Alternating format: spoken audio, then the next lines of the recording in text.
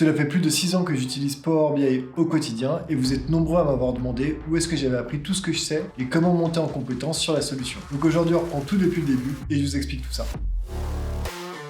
Dans une autre vie, il y a quelques années, j'étais financier spécialisé en finance d'entreprise. Et pendant mes premières expériences, je me suis vite rendu compte que ma valeur ajoutée par rapport à mes collègues qui avaient 10, 20, 30 années d'expérience, c'était avant tout ma maîtrise des outils.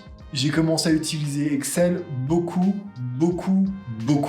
en formant notamment sur VBA et Power Query. En parallèle, j'avais aussi pas mal manipulé SQL et Python. Et à l'époque, on était en 2016-2017, j'avais commencé à jouer un petit peu avec Power BI.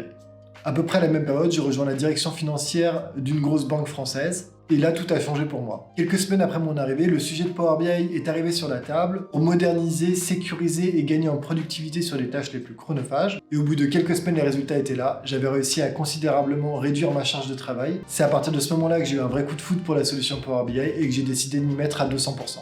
Et mes sources d'informations principales à l'époque, c'était avant tout la documentation Microsoft et YouTube. Je pense notamment à GainCube, SQL BI, Curbal ou encore en français le Club Power BI. La limite, c'est que je m'éparpillais beaucoup en essayant de trouver des solutions au compte-gouttes aux différents problèmes que je rencontrais, alors qu'avec du recul, j'aurais mieux fait de me concentrer sur le fait d'avoir une vision globale. Cela m'aurait évité pas mal d'erreurs et fait gagner du temps.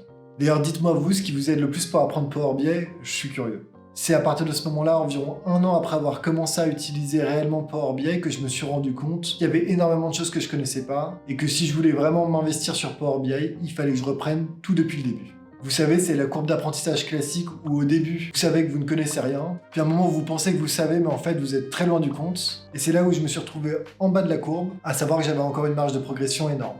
Et comme je vous le disais, je travaillais en banque, et qui dit banque dit environnement extrêmement sécurisé, avec des architectures principalement en local, on-premise, et donc pas de cloud. J'ai donc fait le choix de partir pour aller dans le monde du consulting.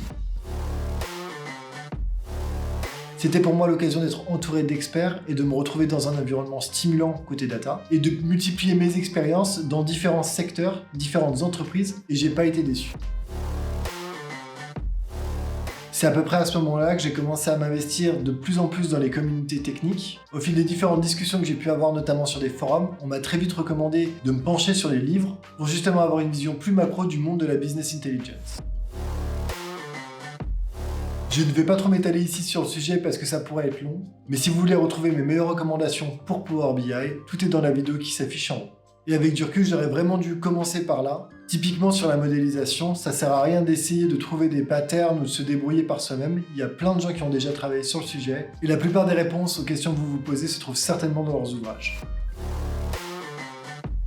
Quand je suis rentré dans le monde du conseil, ça a été aussi pour moi l'occasion de passer la certification Power BI. Alors à l'époque, c'était la DA100. Aujourd'hui, la PL300. C'est la certification créée par Microsoft sur Power BI. Et si vous ne l'avez pas encore, je vous conseille de creuser le sujet. Elle est extrêmement bien valorisée sur le marché. Et sur votre CV, ça sera un vrai plus. Dans une des dernières newsletters des Insights de Dataseito, c'était d'ailleurs le sujet, où je partageais un guide étape par étape pour pouvoir préparer et réussir la PL300. Si ça vous intéresse, je vous mets le lien dans la description.